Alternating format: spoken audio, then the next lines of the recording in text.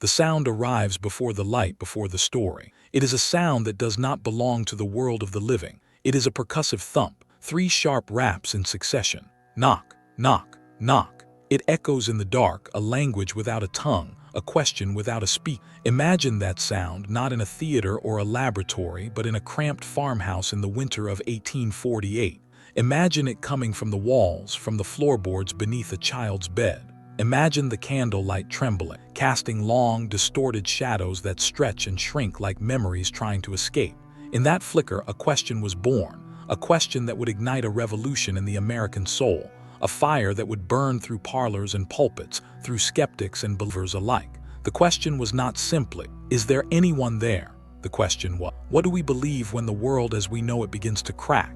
This is not merely a story of ghosts. It is the story of how a nation, emerging from the shadow of industry and war, chose to listen to the cracks in its own foundation.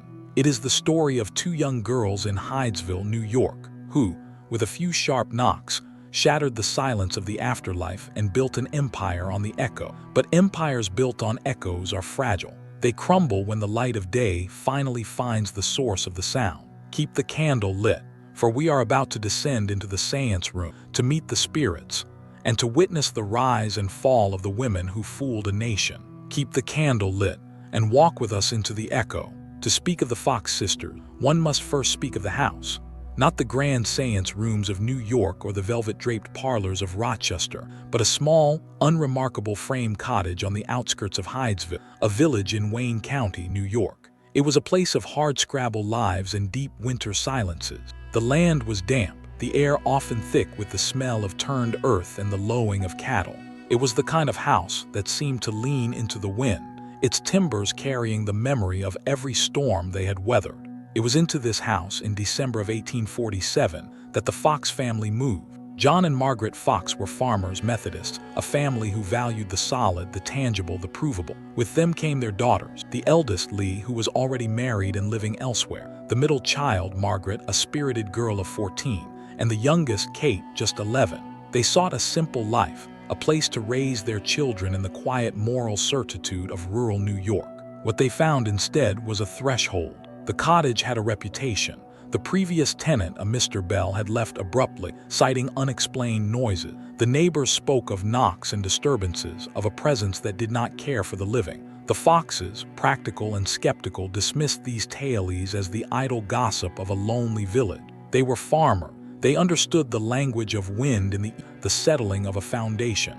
They were not given to fancies. But from the first night, the house seemed to resist their presence. It was not a ghost they felt, but a pressure, a density in the air that made the candlelight burn low and slow, as if the flame itself was breathing with effort. The children, Margaret and Kate, whispered to each other in the dark, listening to the house speak its own language of creaks and sighs. The parents ignored it, chalking the unease to the natural anxiety of a new home. The script of their lives began to change on the night of March 31, 1848. It is a date carved into the bedrock of American folklore. The family was preparing for sleep. The candles were snuffed, the last embers of the hearth dying to ash. The world outside was a sheet of black, and then from the darkness of the bedroom came the sound. Not the creak of a floorboard, not the rattle of a shutter. It was a deliberate sound, a rhythm, 3 sharp raps. Knock, knock, knock. It was the sound of a question being asked, and in the trembling silence that followed, the Fox family found themselves standing on the threshold of a new world. Imagine the terror that must have gripped the mother, Margaret Fox. She was a woman of the earth, of the church, a believer in the logic of the physical world. But the rapping continued. It came from the walls. It came from the floor. It came from the headboard of the children's bed. It was not the random percussion of a settling house. It was responsive. When the children moved, it moved. When they spoke, it seemed to listen. In a moment of desperate curiosity, Kate, the youngest, snapped her fingers and called out, "Do as I do." She clapped her hands. The room answered with an echo of claps. She snapped her fingers. The invisible source snapped back. This was no longer a haunting, it was a conversation. Margaret, the mother, emboldened by a fear that had curdled into fascination, began to ask questions. She asked the source to count. It counted. She asked the age of her daughter. It responded with the correct number of raps. She asked in a trembling voice if it was a spirit. There was silence for a long moment, a silence that felt heavier than the raps, and then a single, resounding knock. The family had established communication. In that cramped bedroom, with the candle relit and casting its nervous light on their pale faces, they became the first operators of what would be called the spirit telegraph. The entity identified itself as the spirit of a murdered peddler, a man named Charles B. Rosma, who claimed his bones were buried in the cellar. It told a story of a brutal killing, of a throat slit, of a body hidden beneath the cold earth, his soul unable to find rest. The verifiable fact of history is this. The Fox family the next day did attempt to dig in the cellar. They found fragments of bone, pieces of crockery, and what they described as the remains of a peddler's tin box. Modern historians and skeptics note that the area was known for its landfill, that such artifacts were common. But for the Fox family, for the neighbors who gathered in the following days, for the journalists who would soon descend upon Hydesville, it was proof. The bones were not subjected to rigorous forensic examination. They were taken as evidence by a community hungry for a miracle. The story of the peddler's bones is the foundation upon which the empire of American spiritualism was built. It is a story that contains all the elements of a Gothic tale: the isolated house, the innocent children, the murdered man, the communication from beyond the grave. But it is also a story of a moment when a family, trapped in a small room, chose to interpret a series of percussive sounds not as the natural settling of an old house, but as a voice from the void. In that choice, they unleashed a force they could not control. They had invited the world to listen at their door. The news of Hydesville spread like a fever. It was the age of the penny press and the story of the Rochester rapping. A misnomer, as Hydesville was a separate village, was too sensational to ignore. Reporters came, their skepticism often melting into bewilderment as they sat in the Fox's parlor and heard the raps for themselves. The family, overwhelmed and frightened, sent the girls to live with their elder sister, Lee, in the city of Rochester. They thought distance might silence the phenomenon. Instead, the rapping followed. The spirit, it seemed, had not been tied to the house, but to the children. In Rochester, Lee, who was ambitious and saw the potential in her younger sister's strange gift, began to manage the phenomenon. The rapping moved from a farmhouse curiosity to a parlor attraction. The sisters, Margaret and Kate, now under the tutelage of their elder sister, began to give demonstration.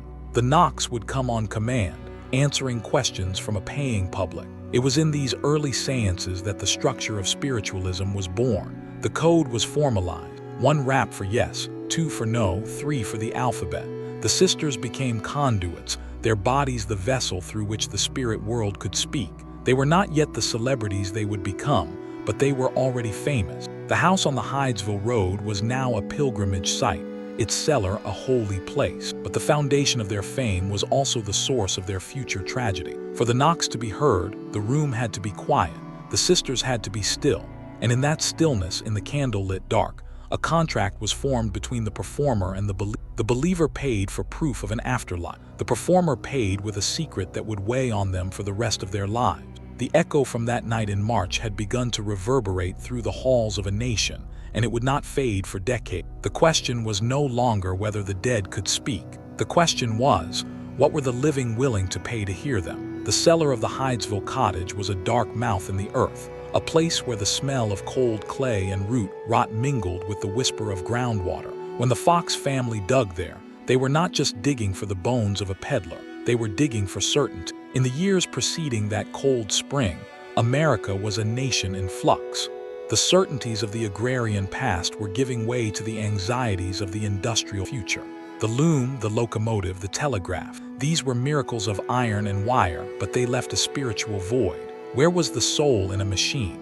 It is no coincidence that the Fox sisters emerged when they did. Their rapping was a folk religion for a secularizing age. It offered proof, not faith, but proof. The spirit in the cellar was not a theological abstraction. It was a tangible presence, a voice that could be heard in the dark. The story of the peddler murdered for his wares, his bones left to rot, tapped into a deep vein of American anxiety about justice, about the frontier, about the bodies that might be buried beneath our feet. The folklore of the peddler is rich with variation. In the Fox's telling, he was a man named Charles B. Rosma. In others, he was simply a stranger, a traveler who had knocked on the wrong door. The story served a purpose. It gave the rapping a narrative. A noise without a story is just a noise. but a noise attached to a murdered man, to injustice, to a soul crying out for recognition. That noise becomes a message. The sisters, young and perceptive, understood this intuitively. They did not create the story. They inherited it from the spirit they claimed to channel. But they learned in those early days that the power of a story lies not in its veracity, but in its ability to be felt. The verifiable fact is this: no remains were ever conclusively identified as those of a murdered peddler. The bones found in the cellar were later examined by a physician who declared them to be of an indeterminate origin. The tale of the peddler remains exactly that, a tale, a piece of historical folklore that has been examined, dissected, and debated for over a century. But for the believers who made the pilgrimage to Hydesville, the truth of the bones was irrelevant. What mattered was the experience of standing in that cellar, of feeling the weight of the earth above, of hearing the story told with a trembling voice. From Hydesville, the phenomenon spread. The Fox sisters, now under the guardianship of Lee, were moved to Rochester, where they became the center of a growing spiritualist circle. Their seances were intimate affairs at first. A few friends, a few candles, the air thick with expectation. But the raps were so clear, so responsive, that word spread quickly through the city's intellectual and reform-minded circle. Rochester was a hotbed of radical thought: abolitionism, women's rights, utopian socialism. The idea that the soul was immortal, that it could communicate across the veil, fit neatly into the progressive ideal of a world being perfected. The sisters became celebrity. Their parlor was visited by journalists, doctors, ministers, and the merely curious. They were tested, bound, and examined by skeptics who sought to prove the raps were a trick. They passed these early tests not because they were unimpeachable, but because the desire for them to be genuine was so overwhelming. The American public wanted to believe. They wanted to believe that the dead were not gone, that the loved ones they had buried were merely waiting in an adjacent room, ready to speak when called. The mood of these early seances was one of contained ecstasy. Imagine the scene: a darkened room, the circle of participants holding hands, their palms pressed together to form a chain of living energy. The only light is a single candle, its flame reflected in a dozen pairs of eyes. The sisters sit in the center, young and calm, their faces serene. And then from the floor, from the table, from the very air, the raps begin. They are not loud, but they are distinct. A code, a language. The spirit answers questions. It gives messages from the dead.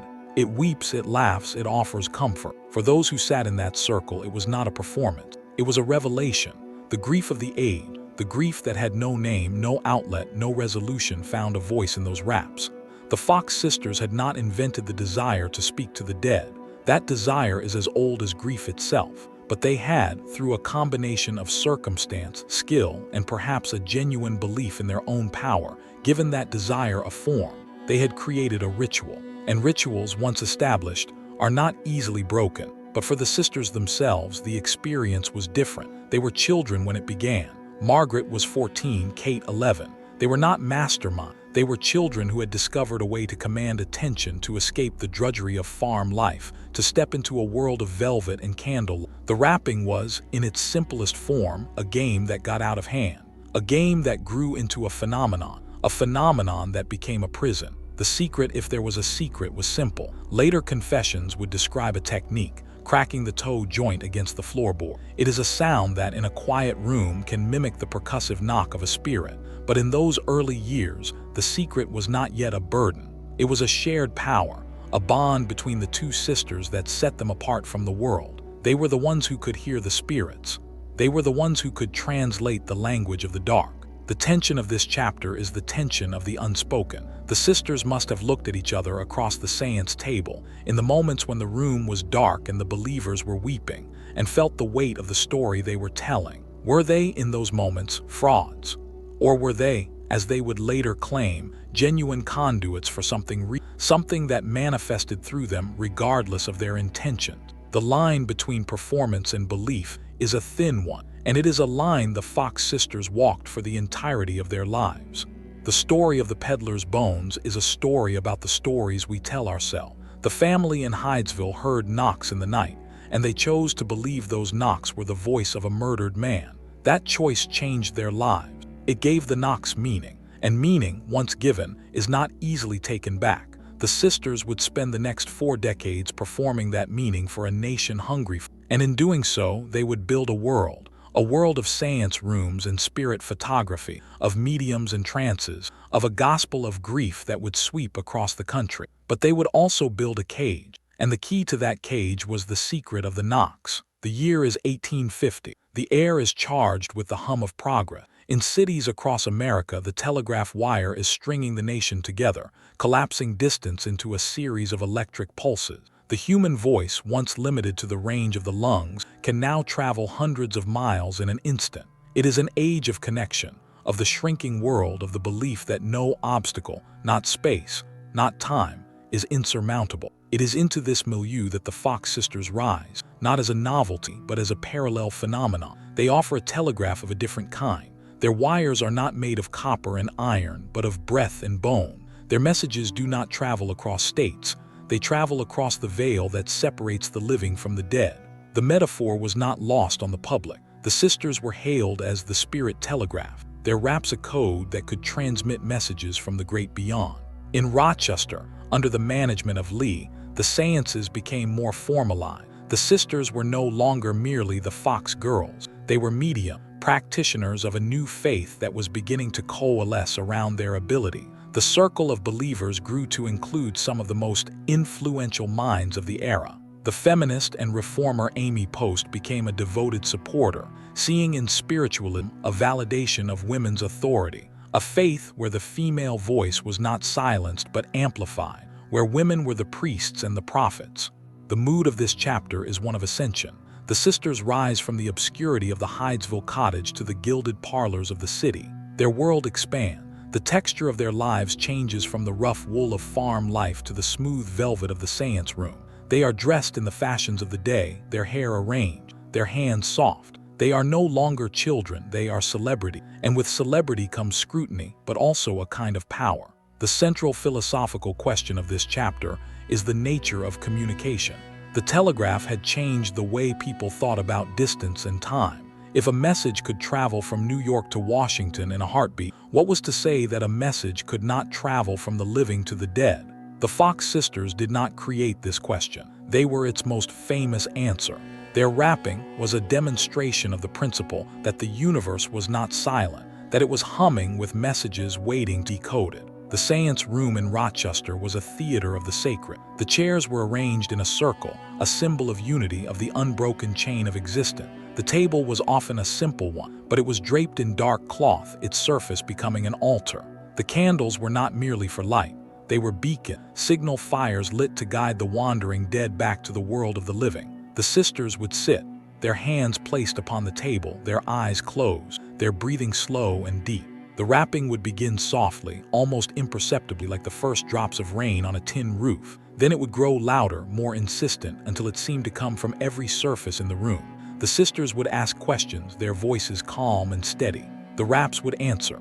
Sometimes the answers were simple, a yes, a no, a number. Other times they were complex, spelling out messages letter by letter. For the believers in the circle, it was an experience that transcended explanation. It was not a trick, it was a miracle.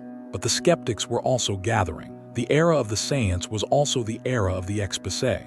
Journalists and scientists began to attend the sisters' demonstrations, looking for the mechanism behind the raps. They bound the sisters' hands, they sat beneath the table, they demanded silence and stillness. And often, the raps continued. The sisters passed these early tests not because they were flawless, but because the conditions of the test were, in many ways, controlled by the performer. The skeptics were looking for a rope or a string, for a hidden accomplice in the next room. They were not looking for the subtle movement of a joint, the crack of a toe against a floorboard. The genius of the Fox sisters' method, if method it was, lay in its simplicity. It required no elaborate apparatus, no hidden wires. It required only the darkness, the silence, and the willing suspension of disbelief. The rapping was a sound that could be produced by the human body, but it was a sound that the human mind, in the context of the seance, did not want to attribute to the human body. It wanted to attribute it to something else, something greater, something that could answer the unanswerable question of grief and loss. By the mid-1850s, The Fox sisters' fame had spread beyond Rochester, beyond New York, beyond America. They were invited to give demonstrations in the great cities of the East, their names known to anyone who read a newspaper or attended a lecture. They had become the living embodiment of a movement that was sweeping the nation. Spiritualism was no longer a curiosity. It was a religion with its own publications, its own lecturer, its own theology. And at its center were two young women from a farm in Hydesville. But the empire they built was also a burden. The demands of the seance were constant. The sisters were expected to perform, to produce the raps on command, to comfort the grieving and convince the skeptical. They were paid for their work and they lived well, but the cost was their privacy, their autonomy, their very sense of self. They were no longer Margaret and Kate Fox.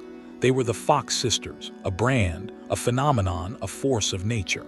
The shift from private phenomenon to public spectacle was a gradual one. The intimate seance, with its circle of believers, gave way to the public auditorium, with its rows of paying customers. The mood changed from reverence to entertainment. The rapping, once a sacred communication, became a performance. And with that shift, the line between belief and deception became harder to maintain. The sisters began to attract the attention of figures who would shape their destiny. Among them was the showman P.T. Barnum, who saw in their act a rival to his own museum of curiosity. He offered them a fortune to appear at his establishment, an offer they declined, perhaps sensing that to be labeled a show was to forfeit the mantle of miracle. But the distinction was already blurring. The seance room was a stage, the spirits were the spectacle, and the audience was paying for a thrill. The spirit telegraph, which had begun as a series of knocks in a dark bedroom, had become a nationwide network. It connected the living to the dead, the present to the past, the seen to the unseen, but it also connected the Fox sisters to a web of expectation, of fame, of money, and of a secret that was growing heavier with each passing year. The wires of this telegraph were not made of copper, they were made of hope.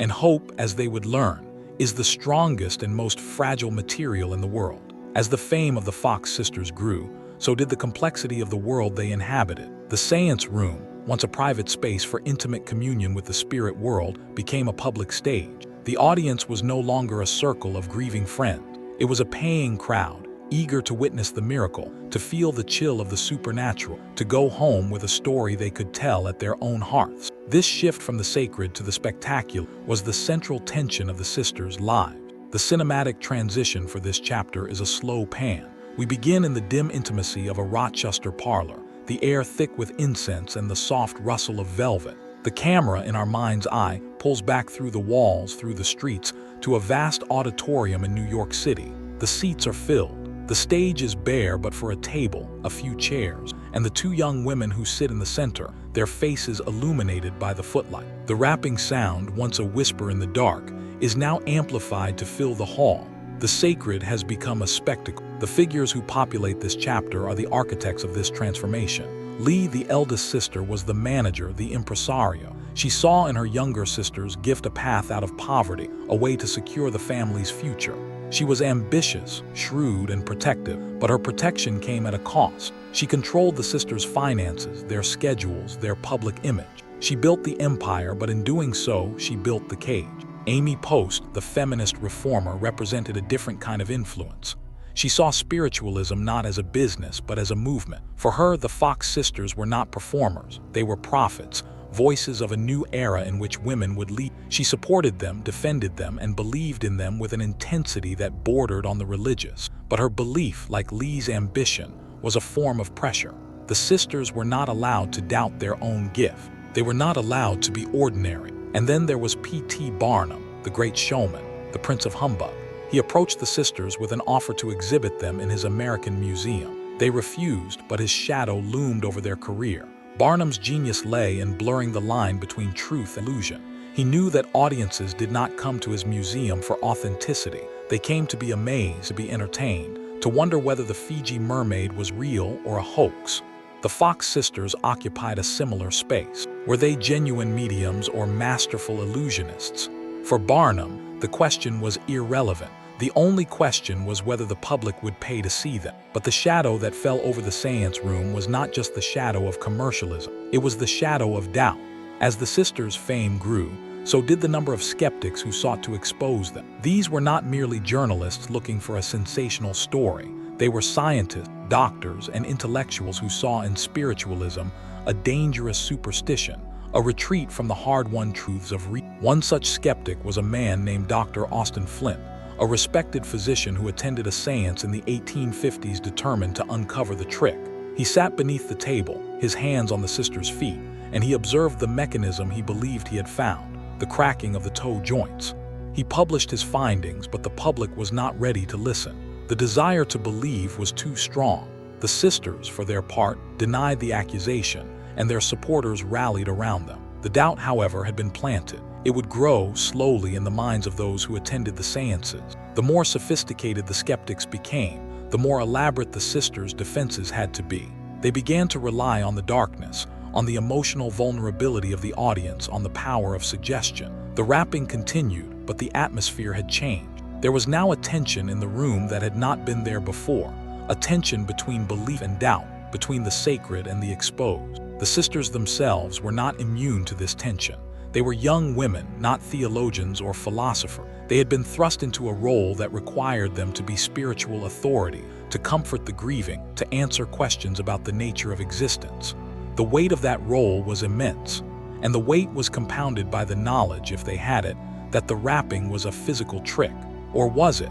The line between performance and genuine belief is a treacherous one. It is possible that the sisters, having performed the rapping for so long, had come to believe in their own gift. The mind is a powerful magician, and it can convince itself of almost anything, especially when the alternative is to admit that one has been deceiving the world.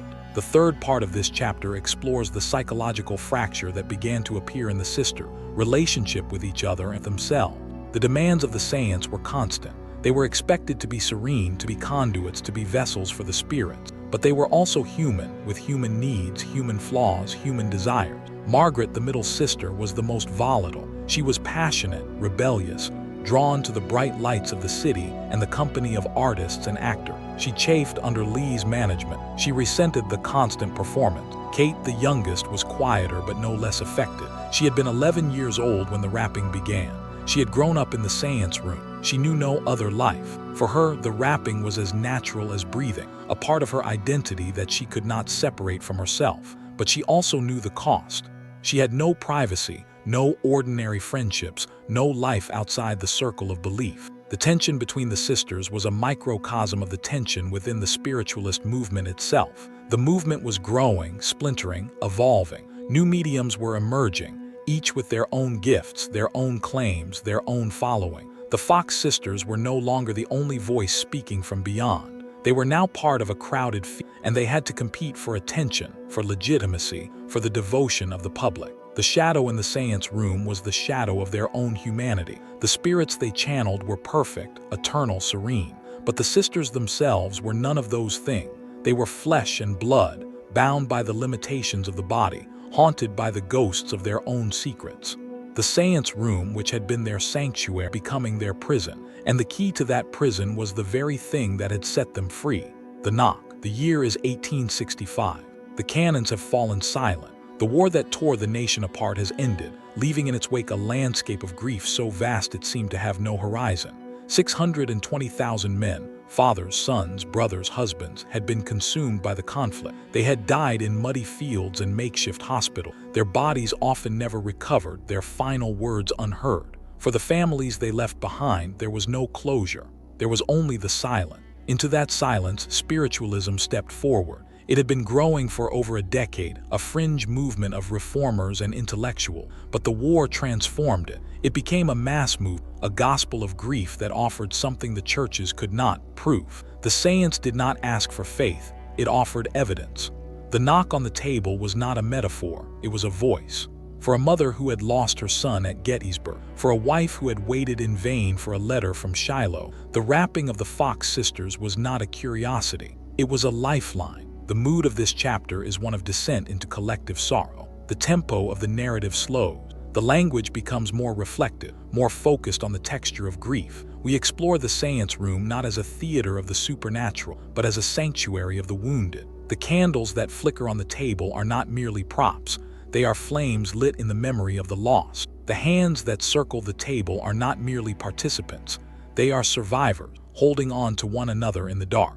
The Fox sisters, now in their 30s, had become high priestesses of this new faith. They were no longer just the girls from Hydesville. They were symbols of a movement that promised to heal the wounds of the nation. They traveled constantly, giving seances in cities and towns across the country. They were met by crowds of the grieving, the desperate, the hopeful. They sat with mothers who clutched photographs of their son, with wives who had not slept since the telegram arrived, with children who did not understand why their fathers had not come home. One of the most significant aspects of the spiritualist movement was its relationship to women's authority. In a society that denied women the vote, the right to own property, and often the right to speak in public, the seance room offered a radical alternative. Here, women were not silent. They were the voices of the spirit world. They were the ones who commanded the attention of the room. They were the ones who delivered messages from the dead. They were the priests, the prophets, the authority. The Fox sisters were not the only female mediums of their era, but they were the most famous. Their success opened the door for hundreds of other women who found in spiritualism a path to independence, to public life, to a kind of power that was denied them in the secular world. The movement became intertwined with the women's suffrage movement, with reformers like Amy Post and Elizabeth Cady Stanton seeing in spiritualism a validation of women's spiritual and intellectual equality. But the authority of the female medium was a double-edged sword. It was a power that was granted, not seized. It was contingent on the performance, on the willingness of the audience to believe. A medium was only as powerful as her rapping was convincing, and the rapping, as the sisters knew, was a fragile thing. It required silence, darkness, and a certain suspension of disbelief. It required the audience to want to hear. The gospel of grief was not a theology in traditional sense. It had no sacred text, no formal creed, no hierarchy of bishops and priests. It was a decentralized, democratized faith, and its authority rested entirely on the individual. For the Fox sisters, this meant that they were not just performers. They were the living embodiments of a belief system. Their lives, their character, their reputations were inseparable from the messages they delivered. If they were exposed as frauds, it would not just be a scandal, it would be a theological crisis. By the 1870s, the weight of this role had become almost unbearable. The sisters were exhausted, their health failing, their relationships frayed. The constant travel, the constant performance, the constant expectation had taken a toll that could not be measured in dollars or fame. They had given their lives to the spirits, and the spirits, it seemed, had taken everything. Margaret, in particular, was struggling. She had married a man named Daniel Underhill, a wealthy adventurer, but the marriage was unhappy and ended in divorce. She turned to alcohol, seeking in the bottle a refuge from the demands of her public life. Kate, too, had married and divorced, her personal life a source of scandal and gossip.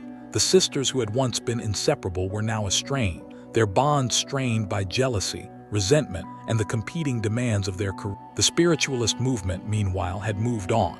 New mediums had emerged, with new gifts and new claim. The Fox sisters, once the pioneers, were now seen by some as relics of a simpler time. Their rapping, which had once seemed miraculous, was now one of many wonders in a crowded field. They were still famous, but their fame had a faded quality, like velvet that has been left too long in the sun.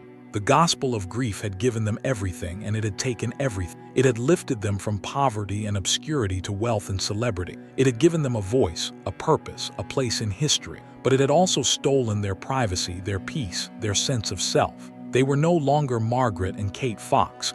They were the Fox sisters, a phenomenon that had taken on a life of its own. And like all phenomena, it was beginning to fade. The descent of this chapter is not into tragedy, but into a kind of twilight. The sisters are not yet defeated, but they are weary. They have spent their lives speaking for the dead. The question that begins to form in the shadows of their minds is a dangerous one. Who will speak for them? Who will tell their story when the rapping stops?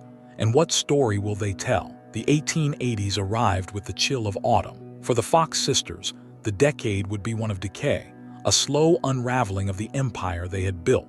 The money that had flowed so freely in the early years was now a trickle. The crowds that had packed auditoriums were now thinner, their enthusiasm dampened by decades of familiarity and the constant drumbeat of skeptical exposés. The sisters, now middle-aged women, found themselves in a world that had moved on. Lee, the eldest, had always been the manager, the one who kept the machinery of their career running, but she had also been the one who took the largest share of the profits. The resentment that had simmered between the sisters for years now boiled over. Margaret and Kate felt that they had been exploited, that their gift, their very lives, had been commodified by a sister who saw them as assets rather than as family. The bonds of blood, which had held them together through the early years of fame, were now frayed to the breaking point. The mood of this chapter is one of faded glory. We move through the spaces the sisters inhabited, the once grand parlors now showing signs of neglect, the velvet drapes faded to a dull rose, the silver tarnished from lack of care. The rapping, when it occurred, was less frequent, less forceful. The spirits, it seemed, were growing silent, or perhaps it was the sisters who were losing the will to listen. Margaret's descent into alcoholism was the most visible sign of the unraveling. She drank to escape the pressure, to silence the voices, both the spirits and her own, that clamored for her attention. Her public appearances became erratic. Sometimes she would perform the rapping with her old skill. Other times she would sit in silence, her hands trembling, her eyes vacant. The audiences, once so eager to believe, now looked at her with a mixture of pity and suspicion. The medium who had given them proof of the afterlife was now a living reminder of mortality. Kate, too, was struggling. She had married a man who proved to be abusive, and she had turned to drink as well. The two sisters, once the darlings of the seance room, were now seen by many as cautionary tales. The newspapers that had once celebrated them now published stories of their decline, their divorces, their public drunkenness. The gossip columns feasted on their misfortunes, and the sisters, who had spent their lives in the spotlight, found that the spotlight had become a harsh and unforgiving thing.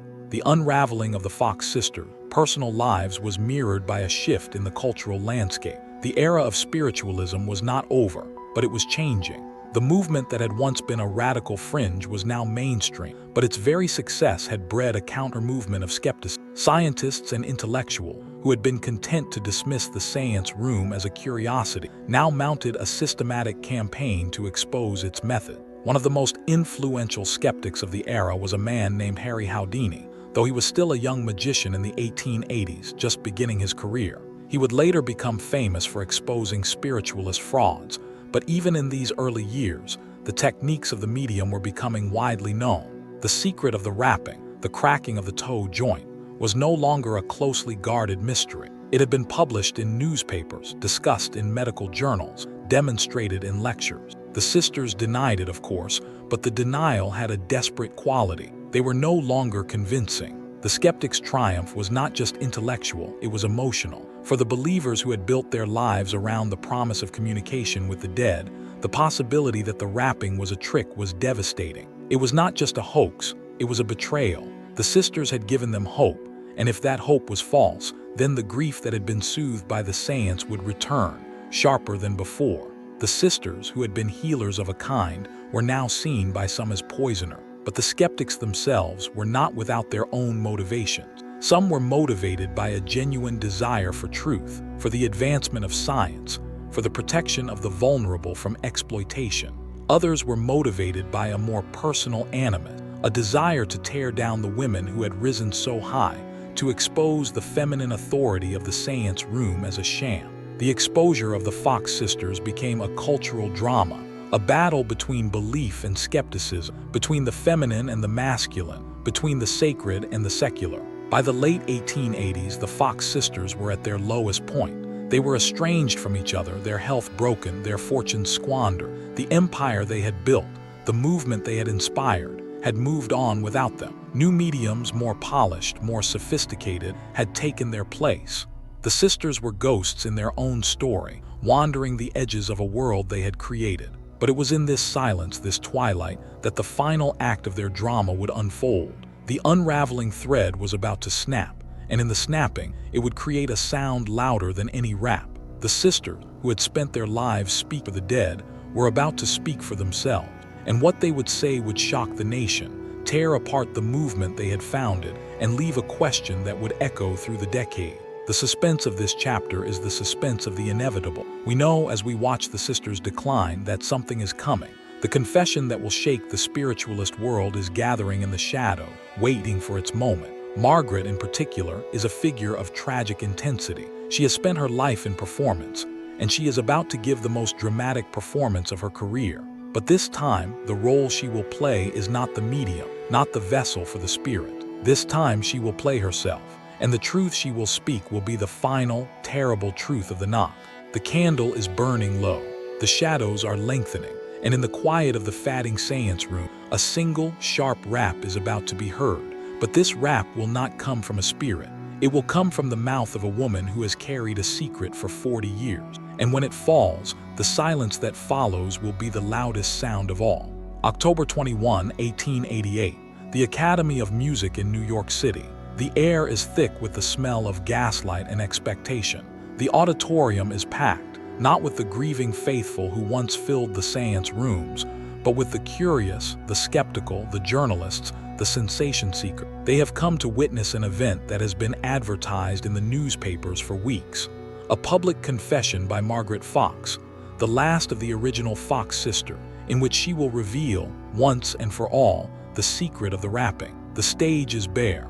A single table, a single chair. The velvet drapes that once adorned the seance rooms are gone, replaced by the bare boards of the theater. The atmosphere is not one of reverence, but of spectacle. This is not a seance, it is an exposé, and the woman who will perform it is not a medium. She is a penitent, ready to unburden herself of a secret she has carried since she was a child. Margaret Fox, now 55 years old, walks onto the stage. She is dressed in the plain clothes of a respectable matron, but her face shows the marks of her years, the lines of worry, the pallor of ill health, the trembling of a woman who has sought refuge in alcohol for too long. She sits at the table and the room falls silent. This is the woman who, with her sister, had convinced a nation that the dead could speak. And now, she is about to tell them that it was all a lie. She begins to speak. Her voice is low, hoarse, but it carries in the silence. She tells the audience about the night in Hydesville, about the rapping that began in the darkness. She tells them about the secret she and her sister Kate had discovered, the ability to crack the joint of the big toe, producing a sharp, percussive sound that, in a quiet room, could be mistaken for a knock from beyond. She demonstrates. She removes her shoe, places her foot on the floor, and with a slight movement of her toes produces the sound. Rap, rap, rap. It is the same sound that had echoed through seance rooms for 40 years. It is the sound that had launched a movement, and now it is exposed. The confession is detailed, methodical. Margaret explains how she and Kate had developed the technique, how they had learned to control the rapping, to make it come from different parts of the room by shifting their weight, to modulate its volume by the force of the movement. She describes the seances, the darkness, the circle of hands, the desperate hope of the believer. She speaks of the pressure to perform, the demands of the audience, the constant fear of exposure. She names names. She speaks of Lee, her older sister, who had managed their career and taken the lion's share of the money. She speaks of the skeptics who had accused them of fraud, and of how they had always managed to pass the tests because the tests were never truly rigorous, because the believers did not want to find the truth. She speaks of the toll it took on her and Kate, the years of deception, the weight of the secret, the alcohol she used to numb the guilt. The audience listens in stunned silence. Some are angry, feeling betrayed by the woman they had once revered as a spiritual authority. Others are vindicated, the skeptics who had always known the rapping was a trick. But many are simply sad. The confession is not a triumphant exposé. It is a tragedy. A woman broken by a lifetime of deception is finally telling the truth, and the truth is not liberating. It is devastating. Margaret's confession is published in the New York World, and the story spreads across the country. The spiritualist movement is thrown into chaos. The mediums who had followed in the Fox sister footsteps are now tainted by association. The believers who had built their lives on the promise of the seance are left to grapple with the possibility that their comfort was built on a lie. The newspaper, always hungry for scandal, feast on the story. The Fox sisters, once the queens of the seance room, are now the villains of the hour. But the confession is not the end. It is, in fact, a beginning. For Margaret, the confession is a final act of control, a way of taking ownership of a story that had been told for her for 40 years. She is no longer the medium speaking for the spirits. She is herself, speaking for herself. And in that act, she reclaims a kind of power she had lost long ago. The tragedy of the confession is not the exposure of the trick.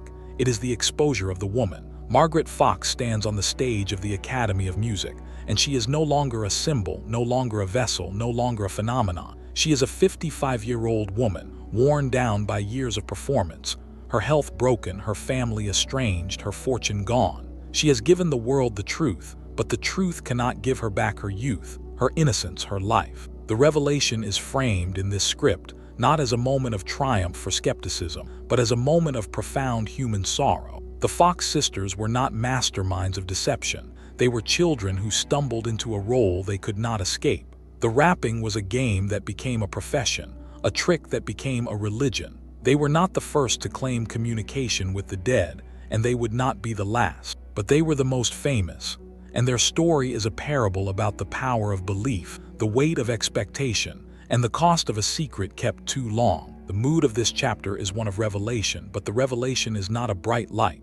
It is a dim one casting long shadow. We see Margaret on the stage, her foot uncovered, her toes moving to produce the sound. And we see in the faces of the audience the full range of human emotion: anger, betrayal, vindication, sorrow. The sound of the rap, once so mysterious, now has a mundane explanation. But the sound of the rap in the context of the séance was never just a sound. It was a language. It was a promise. It was a hope. And now, with the confession, that hope is extinguished.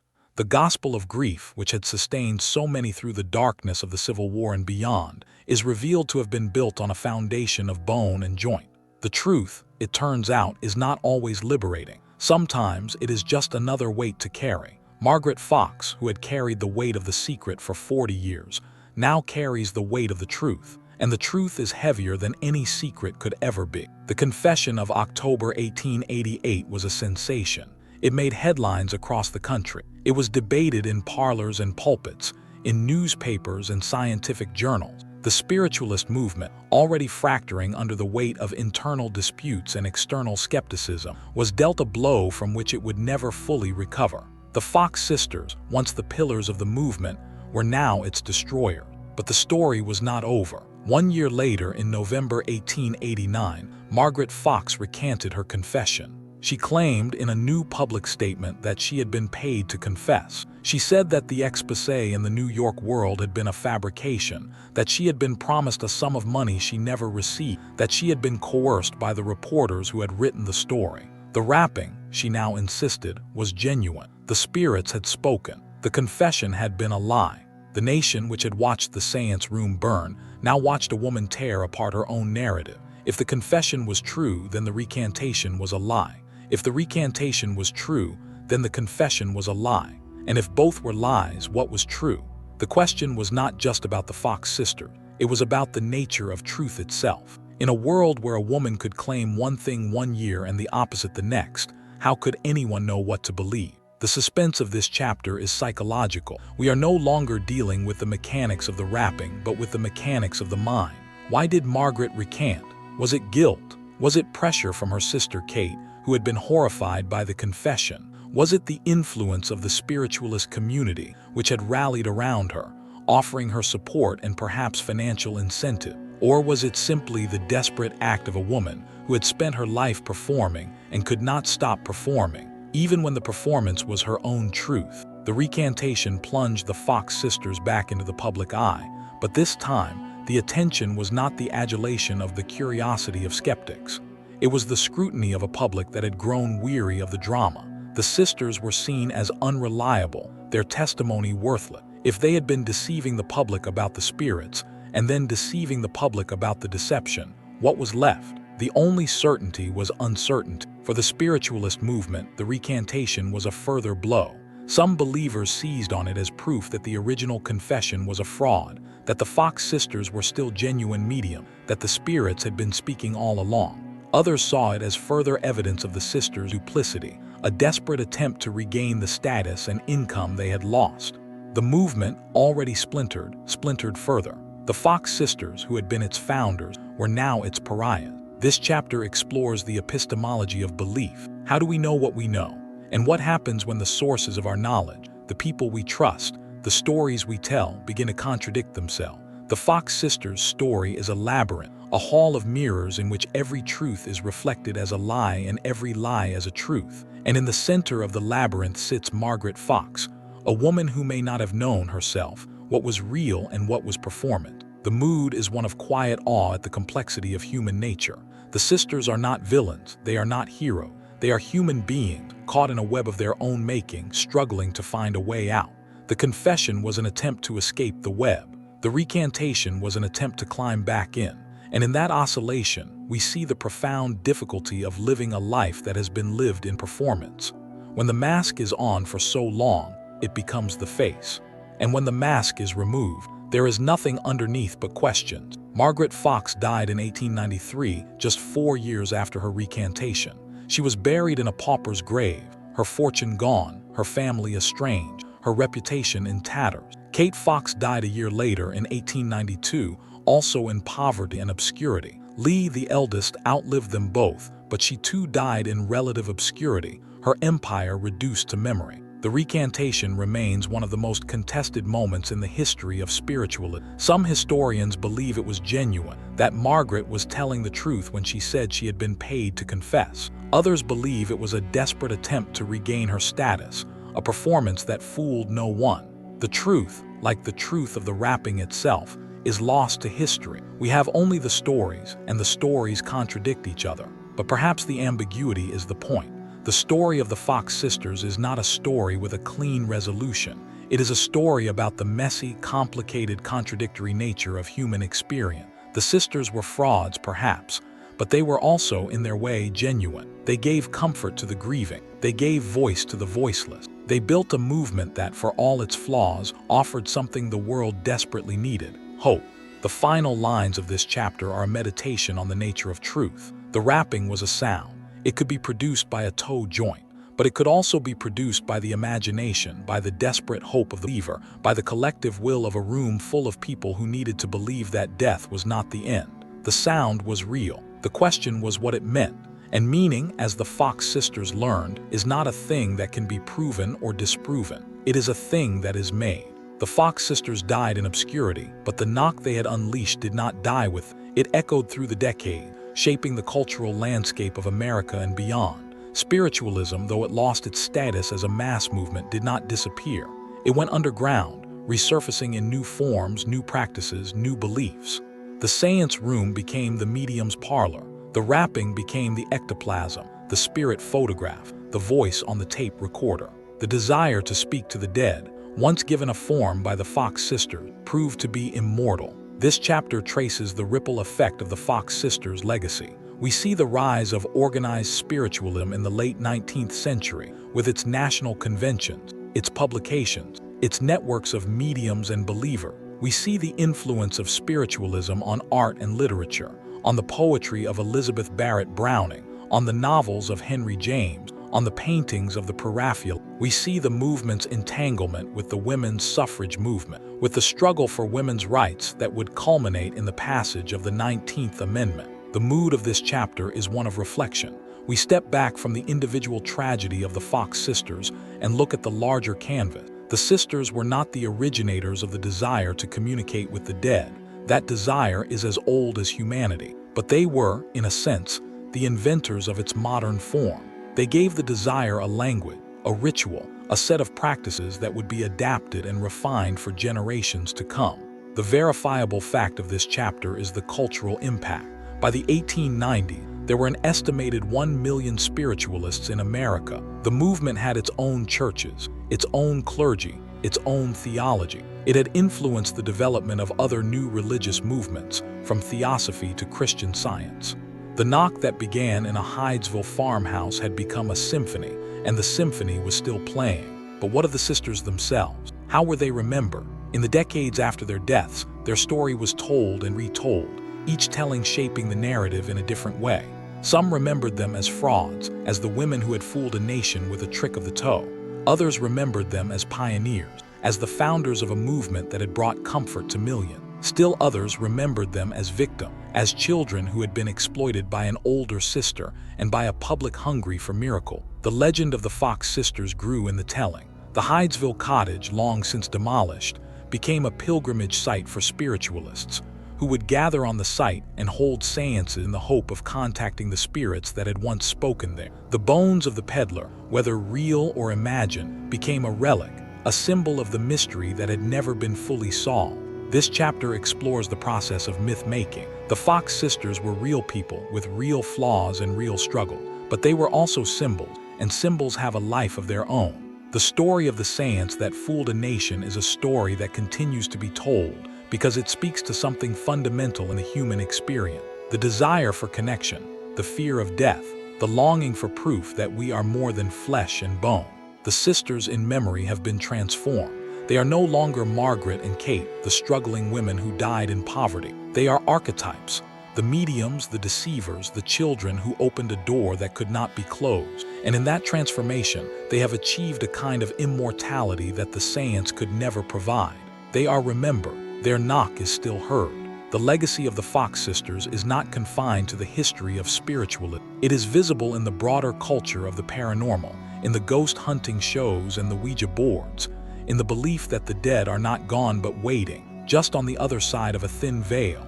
Every time someone sits in a darkened room, hoping to hear a voice from beyond, they are participating in a ritual that the Fox sisters helped to create.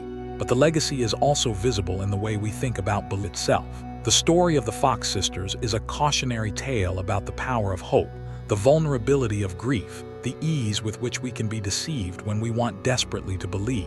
It is also a story about the complexity of truth, the way that facts and stories intertwine, the impossibility of reducing a human life to a simple verdict of genuine or fraud.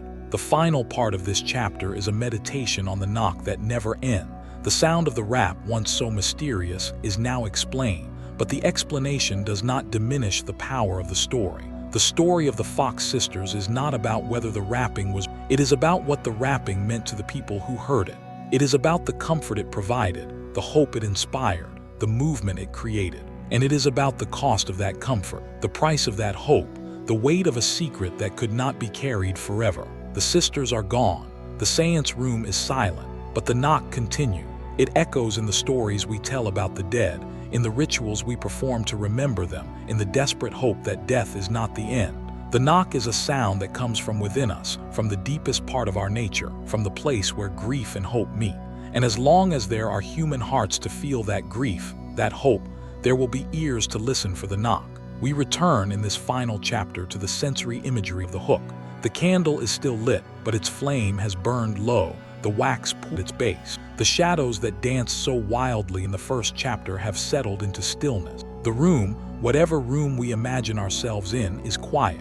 The sound of the rapping has faded, and in its silence, there is space for reflection. We stand metaphorically in the cellar of the Hydesville cottage. It is long gone, demolished, the site now a patch of grass and memory, but in our mind's eye we can still see it. The rough stone walls, the damp earth floor, the darkness that presses in from all sides. This is where it began.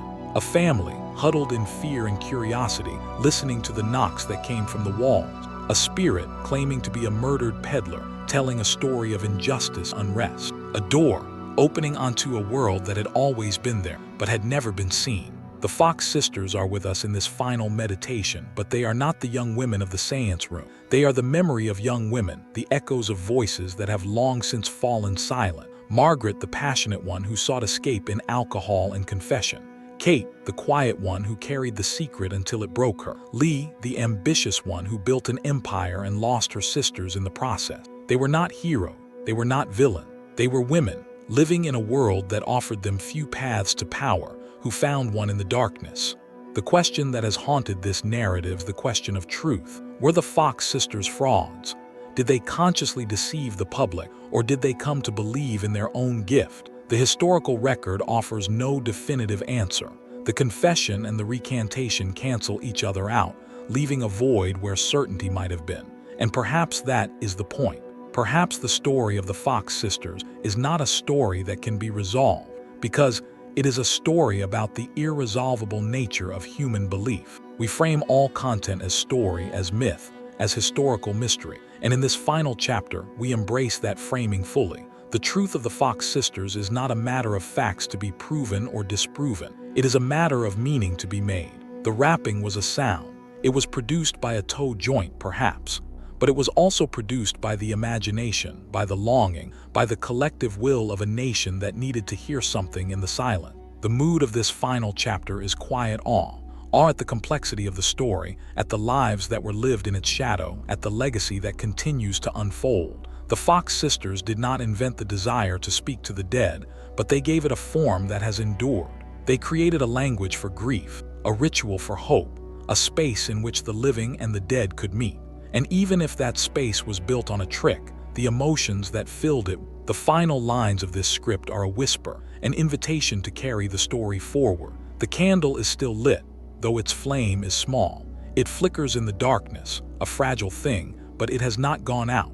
It has been burning for over 170 years, since that night in Hydesville when two young girls listened to the knocks in the wall and decided to answer. The story of the Fox sisters is not over. It is told and retold in books and films, in seance rooms and history classes. It is a story that speaks to the deepest questions of human existence. What happens after we die? Can we speak to those we have lost? Is there anything beyond the world of the senses? The Fox sisters did not answer these questions, but they gave us a way to ask them. They gave us the knock. And so we extinguish the candle, not because the story is over, but because the story must be carried into the dark, to be remembered, to be questioned, to be told again. The silence that follows is not an empty silence. It is a silence full of echoes, the echo of a knock, the echo of a confession, the echo of a life lived in the space between belief and deception. The last emotion is quiet awe. Awe at the enduring power of a story to shape reality. Awe at the courage of two young women who stepped into the darkness and made it speak. Awe at the mystery that remained, even after all the explanations have been given. The Fox sisters fooled a nation, but they also, in their way, set it free. They gave it permission to wonder, to hope, to listen for the sound that comes from the other side. And somewhere in the quiet of the candle, the knock continues. Not as a sound, but as a question that will never be fully answered because the asking is the point. Keep the candle lit. Listen for the echo. The story is not over. It is waiting in the dark to be told again.